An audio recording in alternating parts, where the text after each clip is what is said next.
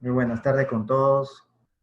Los saluda Herbert Calderón de Asís, capítulo Perú, y también responsable de la región 8, Latinoamérica, América del Sur. Asís Internacional, la institución más grande en seguridad del mundo, la cual nos ofrece soluciones en seguridad, esquemas, estándares y el valioso aporte que hace en cuanto a sus certificaciones, las cuales le dan valor a cualquier profesional en la materia relacionado con la seguridad física, con la protección y con las investigaciones corporativas. En ese sentido, ASIS Internacional, con su representación en Latinoamérica, América del Sur, región 8, nos ofrece la posibilidad, como en este caso, de poder contar con destacados profesionales y, dada la tecnología, compartir conocimientos, buenas prácticas, experiencia de otros países. Como ustedes saben, en nuestro continente en general, en Latinoamérica, compartimos muchos problemas, compartimos muchas amenazas, nuestras empresas están diversificadas por diversas partes, por lo tanto, en ese sentido, nuestras soluciones y nuestros esquemas son válidos. A través de esta herramienta tecnológica podemos conocer la experiencia de otros profesionales, sus soluciones y los problemas que enfrenta cada país, que dada las circunstancias no está lejos de que cada uno en nuestros ámbitos territoriales se pueda dar. Muchas gracias. En este caso, tengo el gusto de presentar a Alfredo Iturriaga, CPP, nacionalidad chilena. Él, con 22 años ininterrumpidos en la certificación CPP que acabamos de comentar, y renovada hasta el año 2022, con 28 años como miembro activo en ASIS International, por lo cual es miembro del Quarter Century Club de ASIS, es vicepresidente ejecutivo de Racowin Consultores SPA, una empresa líder en seguridad en Chile, con 30 años de actividad. Tengo el gusto nuevamente, repito, de dejar con ustedes a Alfredo Iturriaga en este importante tema sobre las prácticas y la problemática de los últimos meses en Chile. Gracias, Alfredo. Herbert, ok, Herbert, muchas gracias.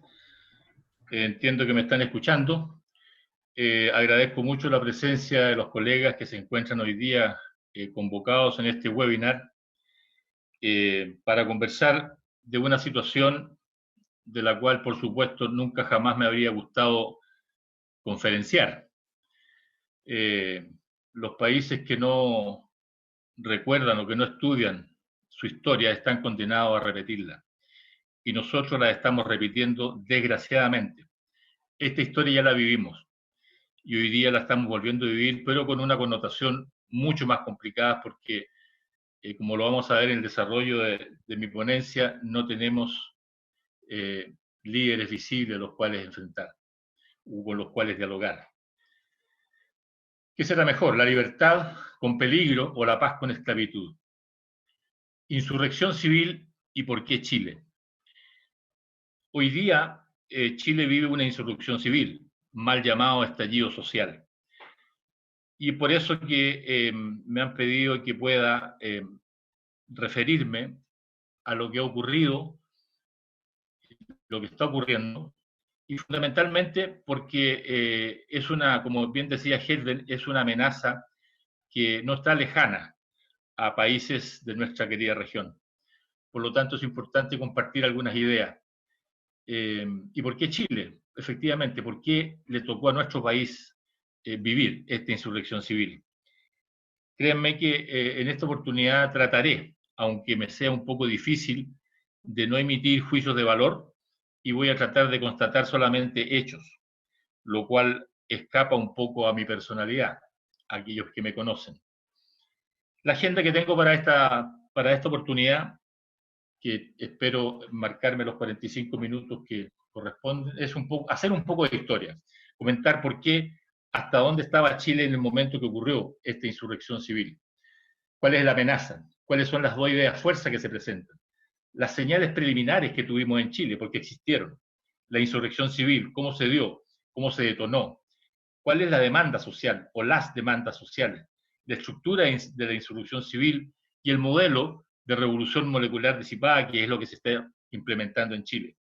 La estructura de la insurrección civil, los actores, componentes y objetivos, las actuales dimensiones del problema, macro, meso y micro, y alguna predicción, por supuesto, sin futuro, porque no tengo ninguna posibilidad de evidenciar qué es lo que nos puede pasar. Es una situación complicada. Y finalmente, una reflexión final. Un poco de historia. Primer país en instaurar el modelo neoliberal en el mundo a inicios de los años 80. Modelo ratificado por el Congreso de Washington en el año 1990. Estos son los datos de Chile en los últimos 30 años. Efectivamente, Chile era el país más próspero de Latinoamérica. Y estos eran sus indicadores, del año 90 al año 2018. Pobreza del 39 al 8,6, pobreza extrema del 13% al 2% de la población, aumento del ingreso del 10% más pobre de la población, 100 como base, aumentó un 439%. La desigualdad Gini de 0,54 cayó a 0,45 y aquí creo que tenemos uno de los orígenes de nuestro problema. Gasto en educación 2,3 del PIB subió al 5,4, gasto en salud del 1,7 al 4,9, cobertura preescolar 35-90%, en fin, todos datos que van señalando que Chile del año 90 al año 2018 era un país absolutamente emergente y caminando rápidamente hacia el desarrollo, salvo lo que ha ocurrido en esta oportunidad.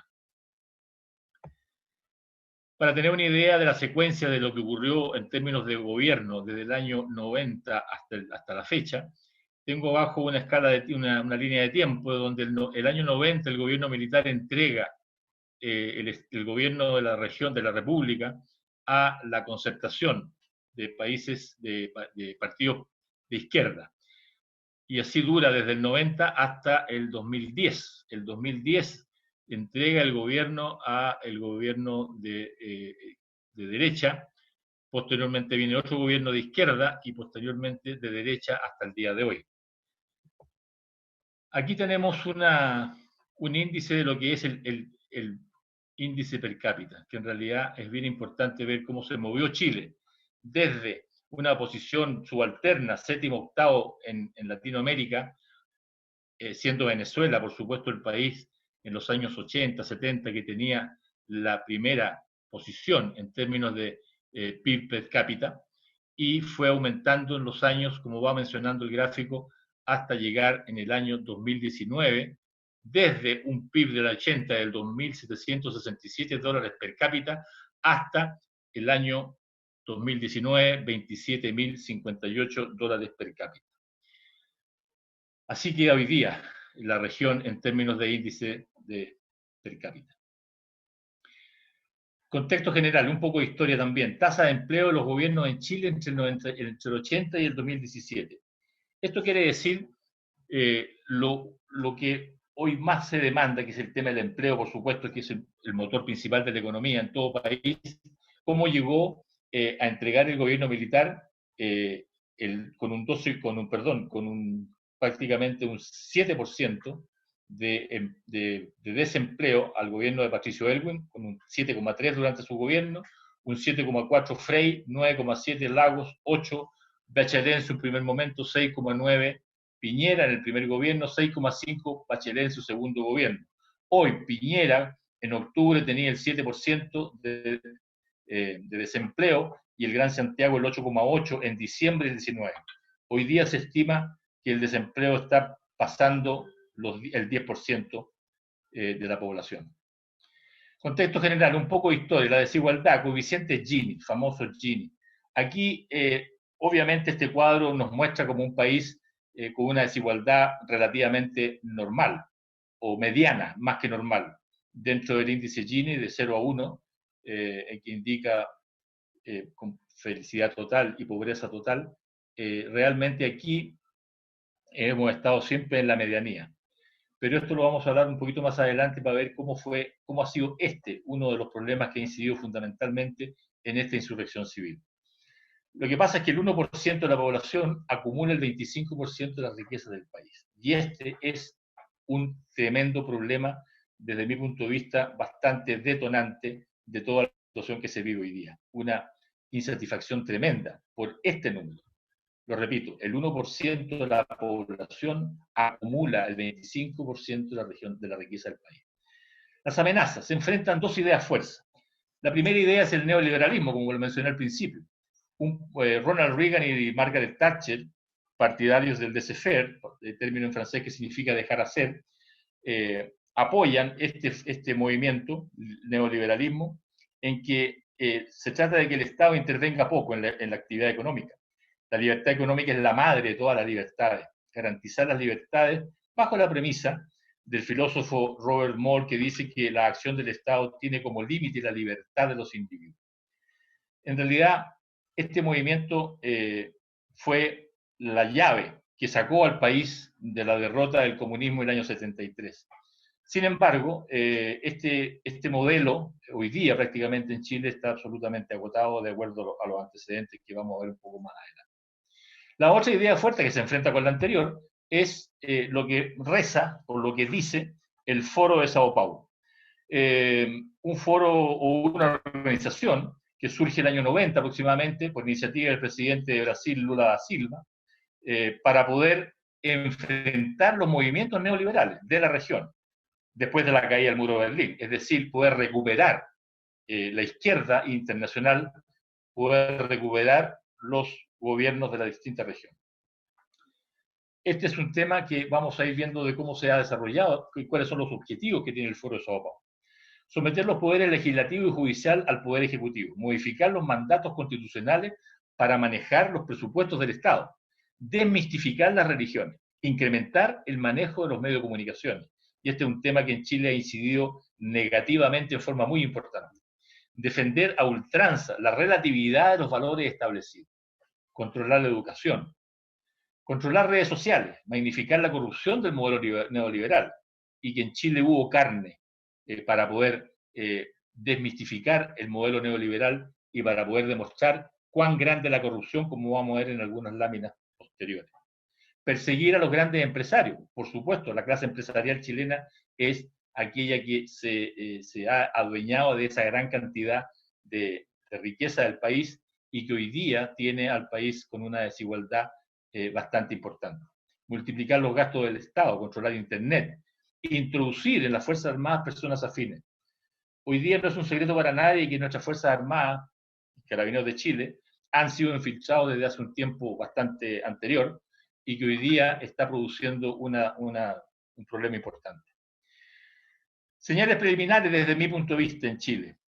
Esto lo dijo un señor hace un par de semanas atrás. No va a haber acá una solución posible si es que no hacemos colapsar la columna vertebral de la defensa del Estado, que son las Fuerzas Armadas. Jaime Castillo Petrucci, los amigos de Perú lo deben conocer muy bien, extremista chileno que lideró en algún momento el movimiento revolucionario Tupac Amaru. Hoy día, por unas declaraciones en que el Ministerio del Interior determinó que era apología al terrorismo, está siendo querellado. Querella que no sabemos si la justicia, que es otra parte del problema, va a tomar a bien y lo va a terminar condenando. Señales preliminares en Chile de abuso que llevaron a una desigualdad y a una cantidad de insatisfacción de la sociedad muy grande. Colusión del papel confort, del papel tisú, entre una compañía muy importante de una familia muy rica en Chile, empresas de la compañía manufacturera de papel y cartón y empresas transnacionales que se coludieron para fijar precios y no competir en este producto, un producto tan esencial. 458 millones de dólares norteamericanos fue la indemnización y que curiosamente, como resolución de la judicatura, cada chileno de los 17 y casi 18 millones de habitantes recibimos 7.000 pesos por esta colusión en que fue condenada la empresa a pagar.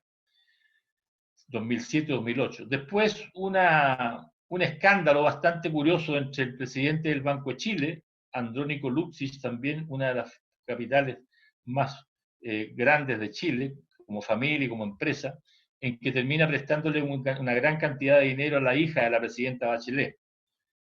También la sociedad condena todo este tipo de martingalas y de situaciones que se manejan a nivel de cúpulas.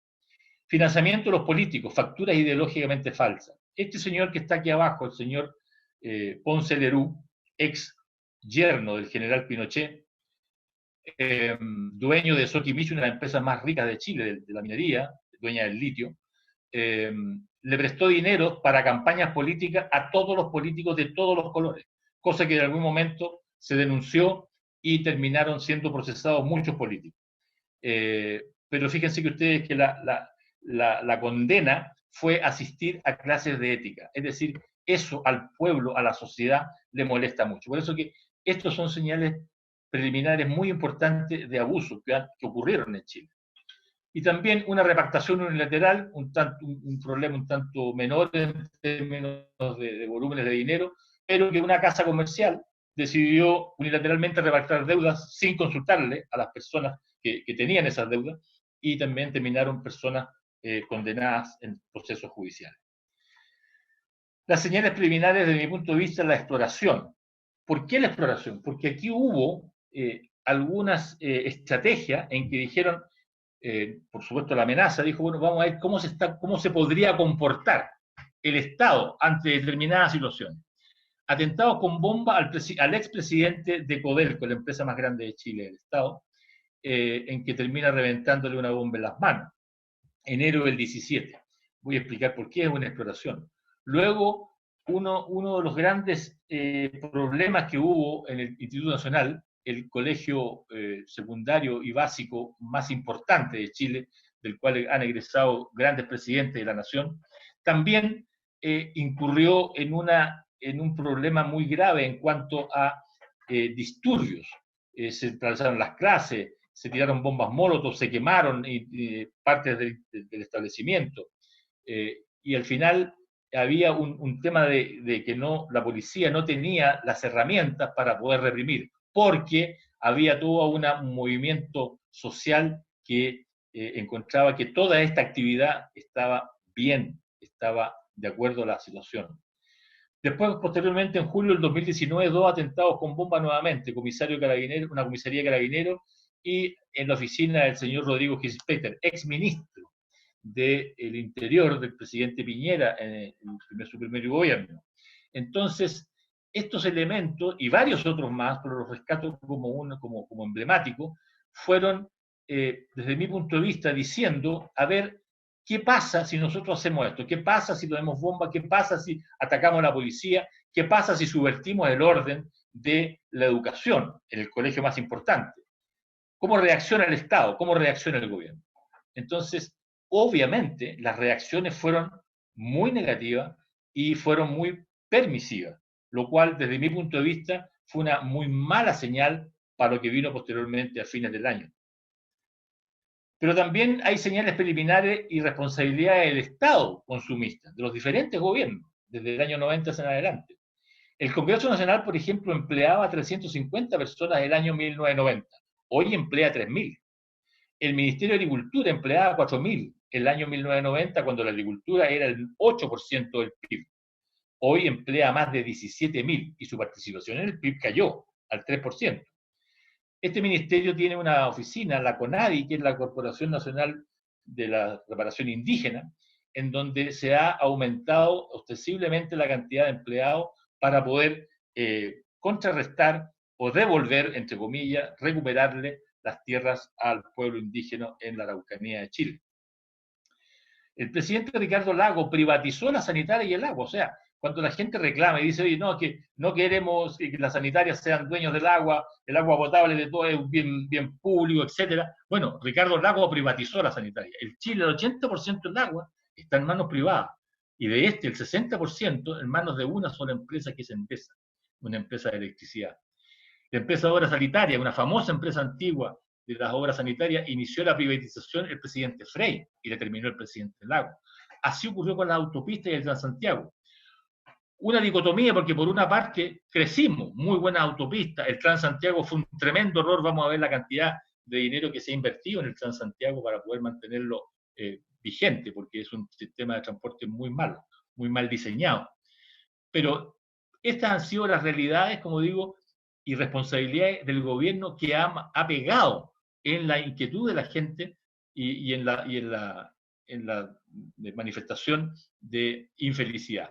El Estado de Chile ha subvencionado el sistema del transporte público. Ahí está, Transantiago, 5,4 billones de dólares entre el 2003 al 2016, según la Contraloría General de la República. Eso es un dato muy duro. Lo que los chilenos de nuestro bolsillo hemos dado para que este sistema público funcione. Vamos a la insurrección civil, el detonante y las demandas sociales. 18 de octubre y 19 de octubre, estado de emergencia, toque de queda.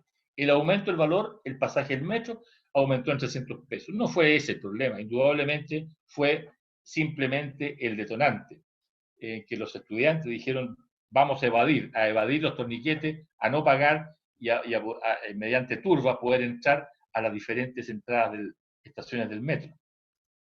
Esto fue realmente una cosa muy violenta y vamos a ver las cifras más adelante de lo que pasó en esos días. Las demandas sociales que se levantaron estratégicamente para poder levantar a la población. No más tag, o sea, no queremos que nos cobren la autopista, aun cuando son concesionadas. Salario mínimo que aumente, derechos humanos, educación, salud, pensiones mínimas. En realidad, todas estas demandas sociales, muy lícitas todos, porque todos los países tienen problemas y porque hay problemas que solucionar siempre, y yo no me siento ajeno a esa cantidad de problemas. Y habría que mejorar la parte positiva de estas demandas, mejorar la seguridad, el Estado no corrupto, menos abuso del mercado de regulaciones, lo que acabamos de ver anteriormente, mejor distribución del ingreso, asegurar el acceso a los servicios básicos. Pero dicho esto, y con estas demandas viene el estallido social. Definitivamente, la insurrección civil se plantea en Chile y parte una actividad absolutamente incontrolada.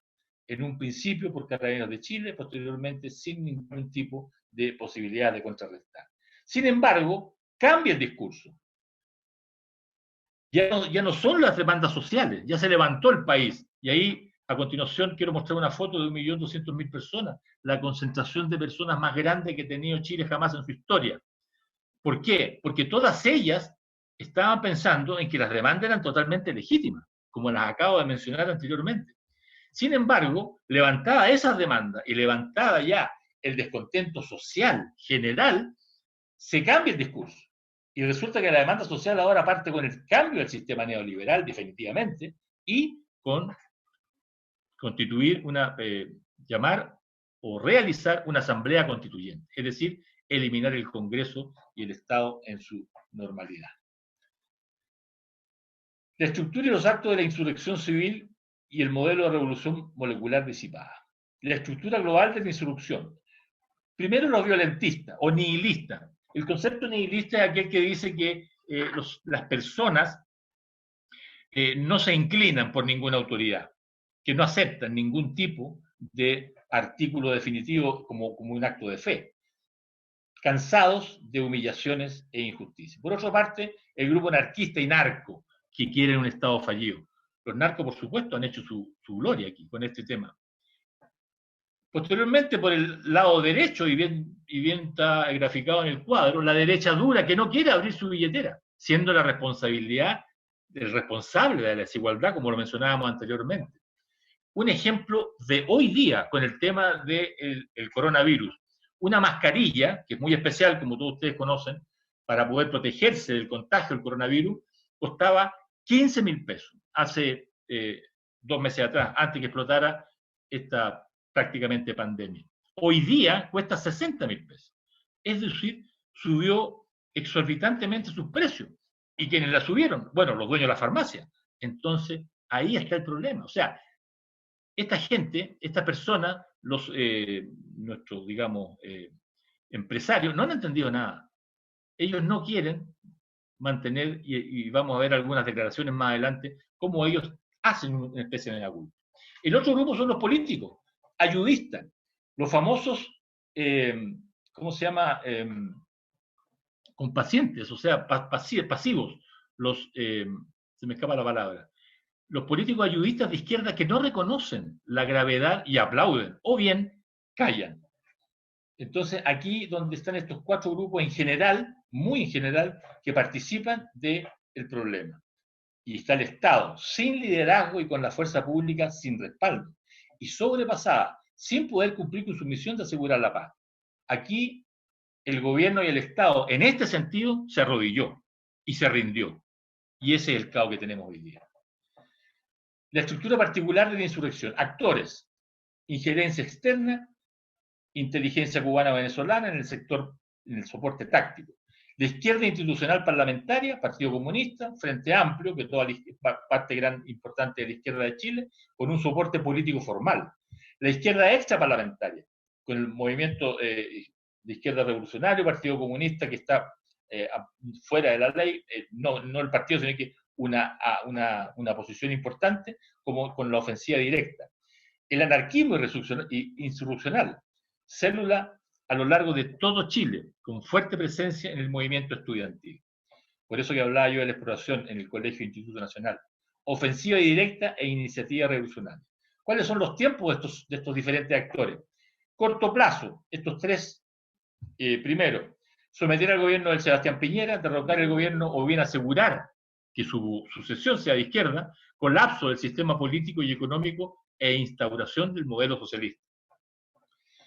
Los tiempos del anarquismo insurreccional, someter al gobierno y transgredir a las Fuerzas Armadas y de orden, sostener el caos de forma permanente mediante ataques sorpresivos, saqueos y atentados. Colapso del sistema político y económico e instauración de un sistema de completa inseguridad, es decir, Estado fallido, caos. ¿Dónde vamos? Según mi personal percepción. Eso está listo.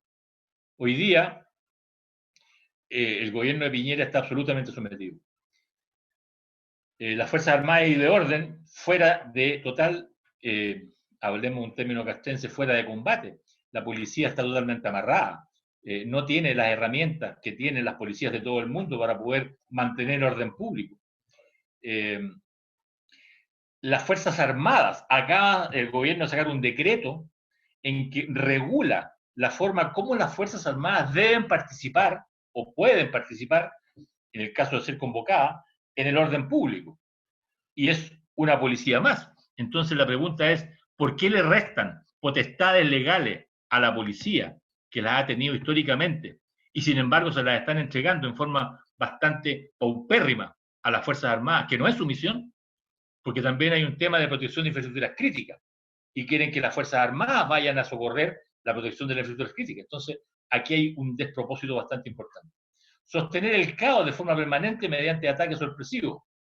Hoy día estamos en una situación de caos bastante importante. Todos decían, no, si viene el verano, viene el Festival de Viña, en febrero no va a pasar nada. Bueno, han habido actos importantes de sabotaje, quemas de iglesias, ataques a cuarteles militares, policiales, etcétera, etcétera.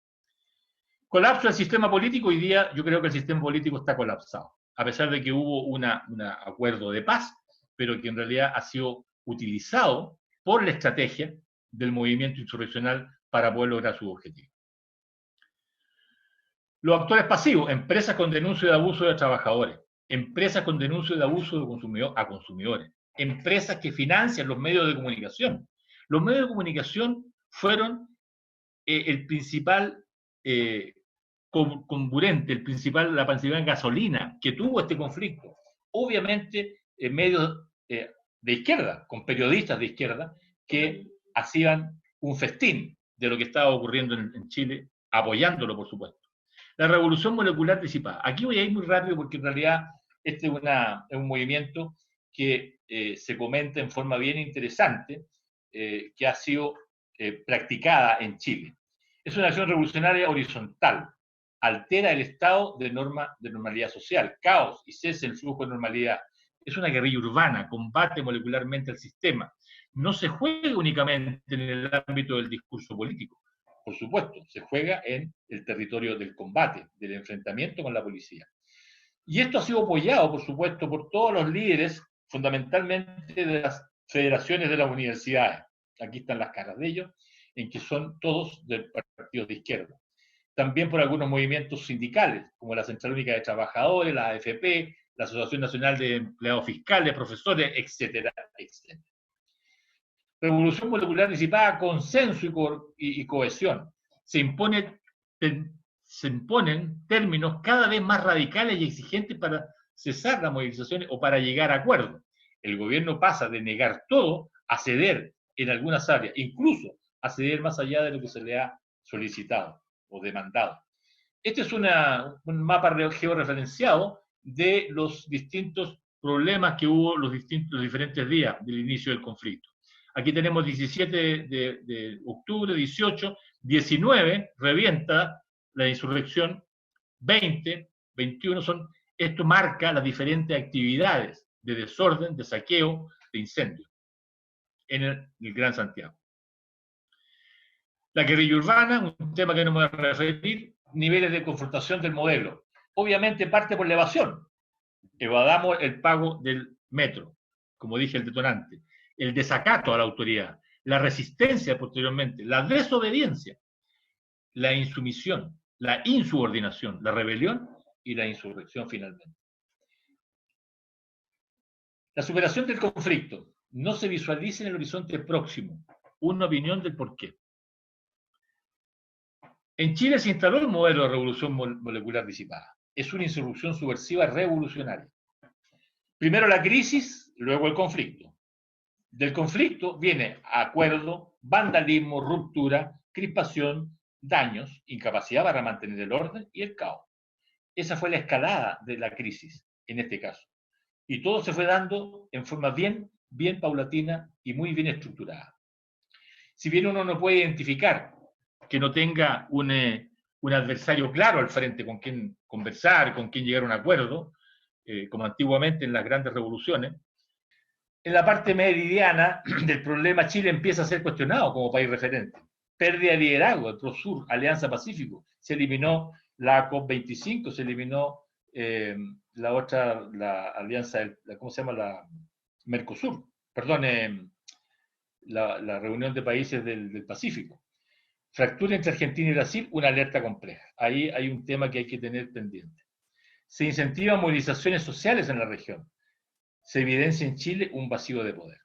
En lo micro, amplio apoyo social, efectivamente. Hoy día, el apoyo social del 1.200.000 personas, que efectivamente se inició con el levantamiento de aquellas demandas absolutamente lícitas y necesarias, ha ido decayendo en la medida que esta estrategia y estas demandas han ido cambiando.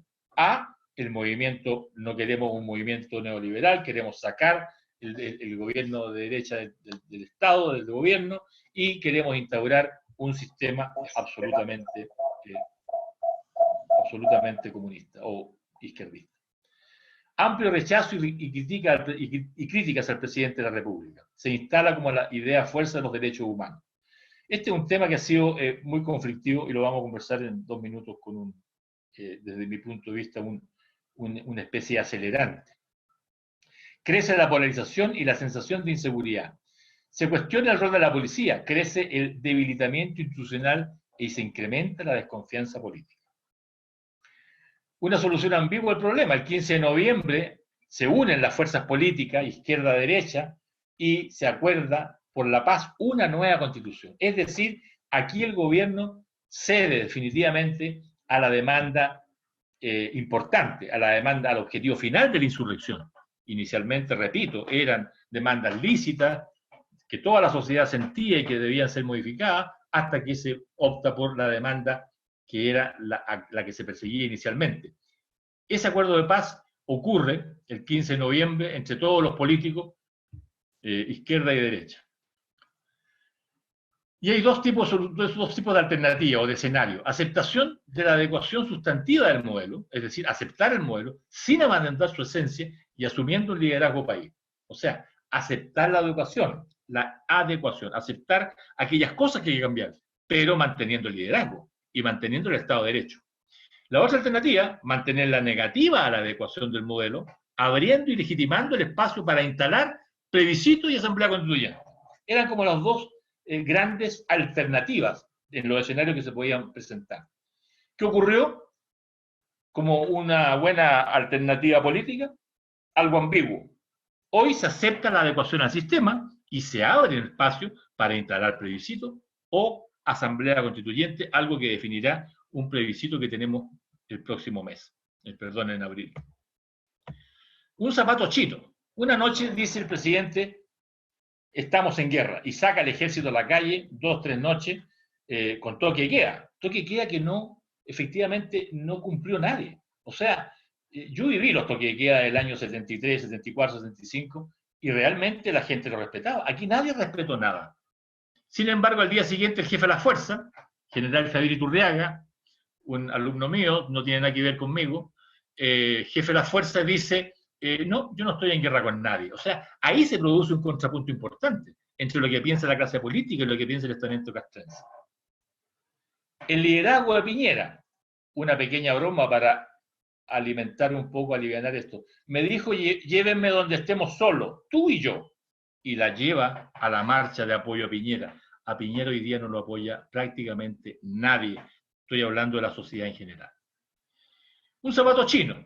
Piñera concreta su tercer cambio de gabinete. Cede en ese sentido. Sigue el caos, aquí hay una cosa importante. Los condominios, la población se empieza a hacer fuerte y nacen los chalecos amarillos, algo parecido a lo que ocurrió en Francia. Y los chalecos amarillos defienden. ¿Por qué? Porque Carabineros no los está defendiendo. Carabineros está sobrepasado. El acelerante. Este es un señor de apellido Mico, que es no sé si es presidente o director creo que es del Instituto de Derechos Humanos del Gobierno, Ministerio Interior. Él, en alguna medida, porque, un paréntesis, los derechos humanos, hoy día aquí en Chile, me parece que en varios países son perseguidos exclusivamente para los empleados del Estado, fundamentalmente Fuerzas Armadas, Policía y aquellos empleados que son del Estado. Es decir, la población civil no tiene derechos humanos, que es la que está sufriendo hoy día el caos, en términos generales. Entonces, él ha sido un verdadero acelerante porque ha perseguido en forma judicial, incluso ha intervenido las acciones de la policía en los distintos actividades que ha tenido las dos policías, Carabineros de Chile y la Policía de Investigaciones, que entre paréntesis han sido unos héroes porque les han gritado y los han escupido y los han quemado en su propia cara, y sin embargo ellos siguen en la calle combatiendo. Algunas cifras: en noviembre del 2019, 200 víctimas fatales, 15 millones de horas de reconstrucción de Santiago en general, de Santiago, 80.000 empleos perdidos, estamos hablando de noviembre 19, 700 carabineros lesionados, 30 buses quemados, 49 estaciones del metro vandalizadas, de las cuales 10 totalmente destruidas. Gente de seguridad del metro nos comentaba, las estaciones del metro en un 95% por política, por instrucciones arquitectónicas, son ignífugas. El 95% son ignífugas. Bueno, aquí se quemaron 10 completamente. ¿Cómo? Y ahí es donde está la inteligencia de quienes la atacaron, la manera, dónde actuar, cómo actuar, con acelerante, etc. O sea, no son delincuentes comunes, no son gente que dijeron hoy día vamos a asaltar y vamos a quemar una estación del metro. Es gente instruida, preparada. Algunas cifras de noviembre, el 19 nuevamente, 46 saqueos, 6 incendios, 792 detenidos, 108 carabineros lesionados, 141 graves, 57 heridas a bala, 28 civiles lesionados. Policías lesionados, 2.210, heridos a bala 57, quemados 45, comisaría atacada 188, vehículos policiales 971. Febrero, las cifras que tenemos ahora último. Lesionados 3.600, saqueos 4.991, desórdenes 9.716, detenidos 22.000, imputados 1.300. Aquí la legislatura actuó absolutamente lento. Uno dice, bueno, se vio en el video que cayeron, que fue la cara del individuo, del encapuchado, por distintas otras características, se logró determinar que él fue el que tiró, ¿no? Al día siguiente sale da vuelta como se dice la judicatura, la puerta giratoria, y vuelve a salir y queda con algunas cautelares, es decir, que no se acerque a la víctima o que tenga prisión preventiva nocturna, etc. No ha cooperado la justicia. Grave atentado al orden público, 5.338. Ataque a vehículos policiales, 752. 2.421 carabineros lesionados. Ataque a cuarteles de carabineros, 260.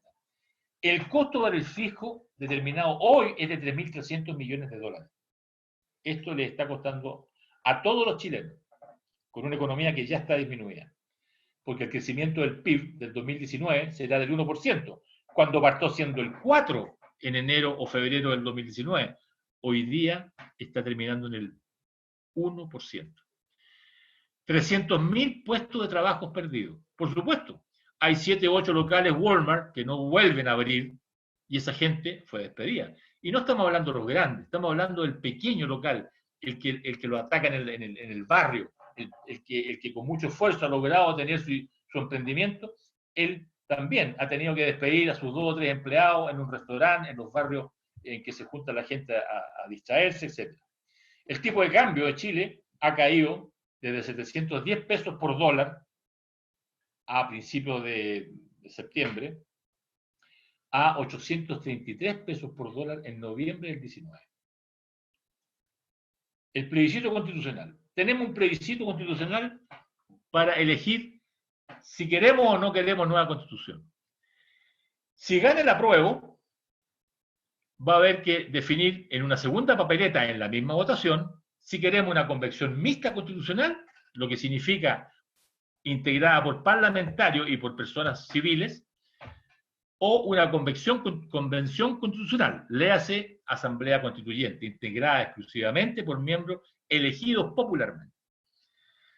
Este es un problema porque las campañas ya se iniciaron o se van a iniciar para que alguien vote por una o por otra opción, pero es una...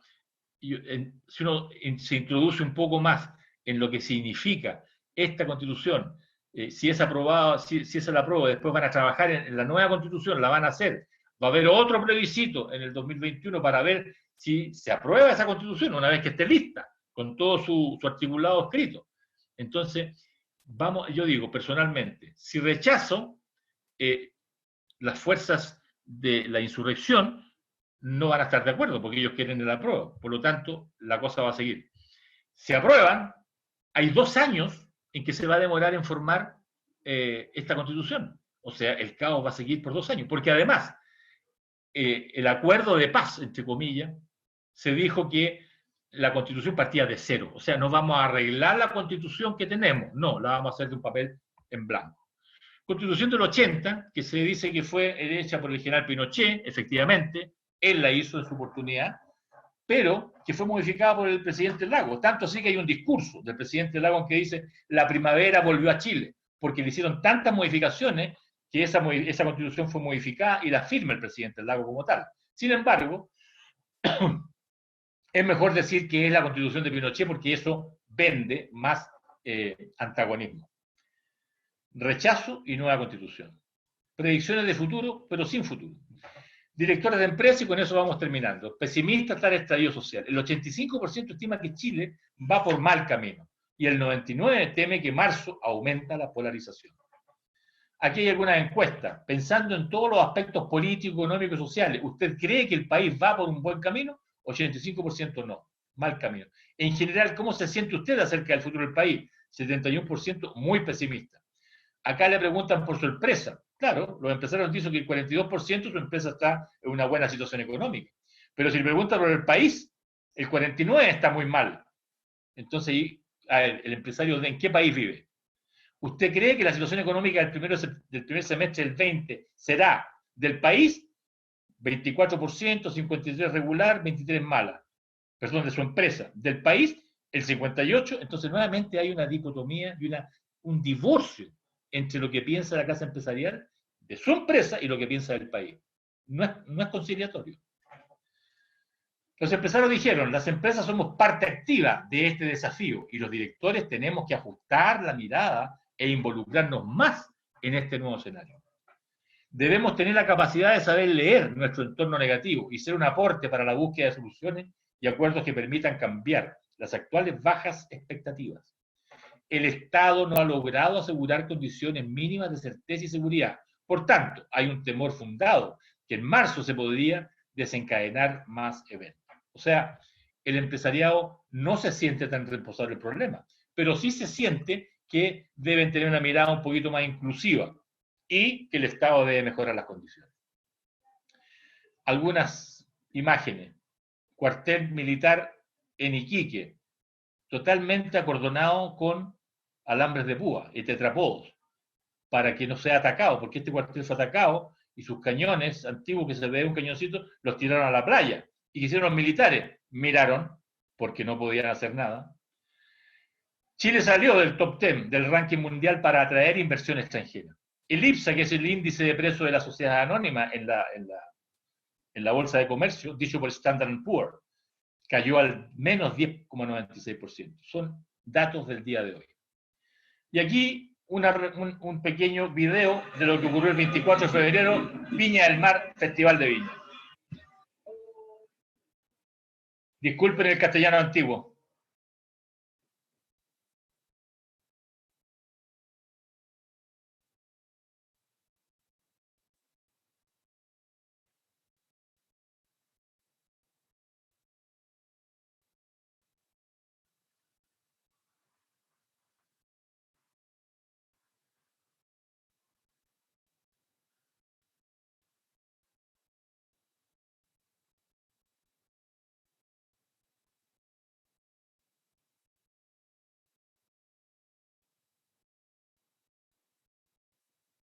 Pero el problema no es solamente con la fuerza pública, sino que también es con el empresariado. Fíjense cómo se ataca aquí a una compraventa en Viña del Mar de automóviles.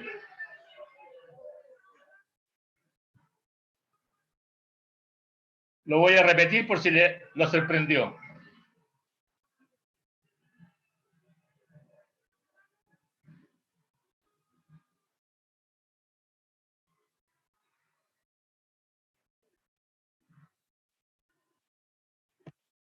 Esa es la situación hoy día. Voy a tener que salir de aquí un segundito para poder caer en la última lámina. Esta es mi última lámina y con esto termino, dándole las gracias por la oportunidad de haberme escuchado. Son opiniones personales, con alguna vehemencia, por supuesto, porque el país está viviendo una condición muy, muy triste que no tiene, desde mi punto de vista, una salida muy clara. Una nación no se pierde porque unos la atacan, se pierde porque quienes la amamos no la defendemos.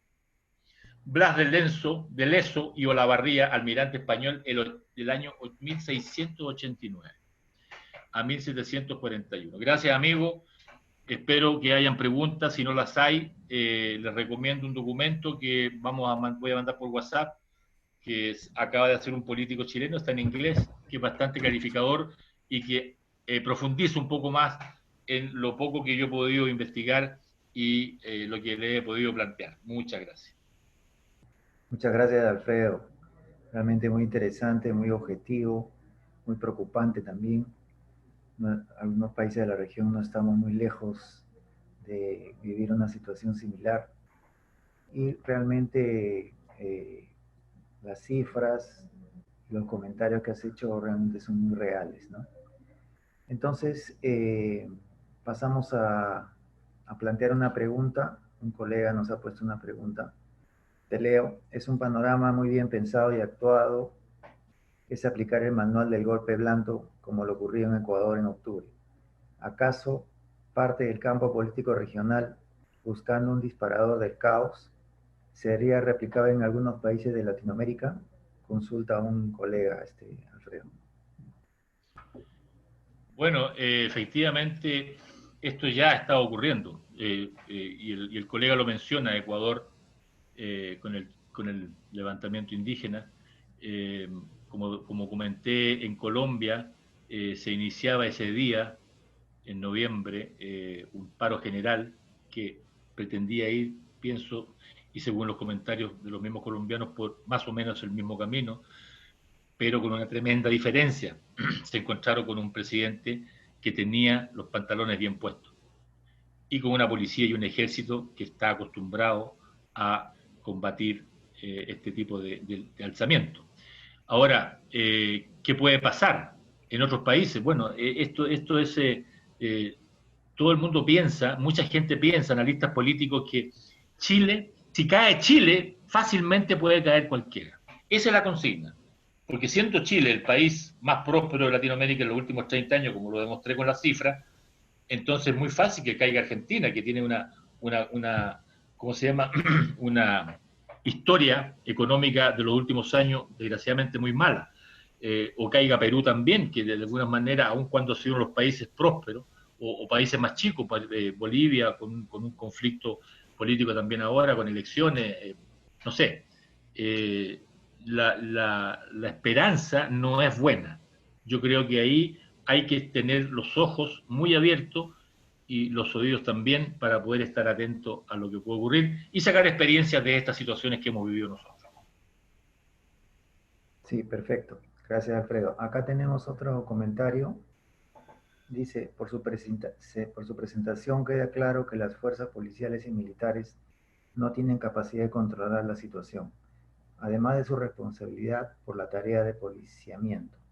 ¿Hay posicionamiento político de los militares frente a esta crisis? Sí, desgraciadamente la clase política, aquí la historia, y en esto la prensa y las comunicaciones han tenido mucha responsabilidad, aquí la historia se escribe y se comenta y se cuenta solamente del año 73 para adelante. No se cuenta cómo se llegó al 73. Por lo tanto, la clase política, que es bastante joven, porque esto ocurrió hace 40 años, la clase política joven no cree en lo que pasa y tampoco no cree en la historia anterior, solamente cree en los delitos de lesa humanidad que por algunas razones, que obviamente es condenable, cometieron los militares para poder mantener el orden con un ejército revolucionario que había aquí en tiempo de Salvador Allende. Entonces, los políticos, el Congreso, el mismo Estado, el gobierno, son los que le han restado las herramientas. No, ya no más perdigones en la escopeta antidisturbios. No, los gases no, el guanaco que no sé, que tiene perfume. No tengo idea. Pero realmente los políticos y el Estado han sido los que le han mermado la fuerza a la policía, fundamentalmente encargadas del orden público, y en este caso con un nuevo decreto para las Fuerzas Armadas si es que llegan y logran salir a la calle. Perfecto.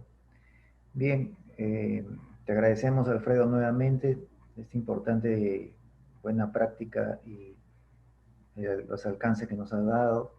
Realmente nos quedamos muy preocupados. El tema no solamente es Chile, sino es un tema regional. Esto se tiende a imitar y aparentemente está planificado utilizar las debilidades de los países. Y las debilidades justamente están en el aparato político del gobierno, ¿no?